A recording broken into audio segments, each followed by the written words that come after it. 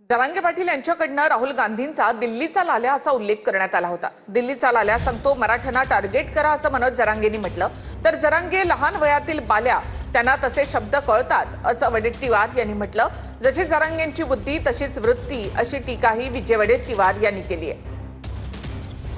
तरी ओबीसीच्या नावाखाली वडेट्टीवारला सटल व्हायचं राजकारणात। म्हणजे काँग्रेस वडेट्टीवार यांच्या माध्यमातून मराठा समाज टार्गेट करते। हो, लाल्या दिल्लीचा लाल्या सांगतो मराठ्याला टार्गेट करा म्हणून, त्याचे दुष्परिणाम लगेच उमठायला लागले आता कालपासून। त्याला तो लहान वयातला बाल्या आहे, त्यामुळे त्याला तसे शब्द समजतात आणि कळतात असाच त्याचा अर्थ होतो। जशी ज्याची बुद्धी तशी त्याची वृत्ती, त्या बुद्धीप्रमाणे ते बोलतात। तर ते बालिश बुद्धी असेल तर मग बाल्याला दुसरे शब्द कुठला सुचणार आहे असं त्याचा अर्थ। वास्तविक पाहता मराठा आरक्षण मिळालं पाहिजे आणि ते मिळण्याकरता विधान परिषदेने एकमुखाने ठराव घेतला आहे।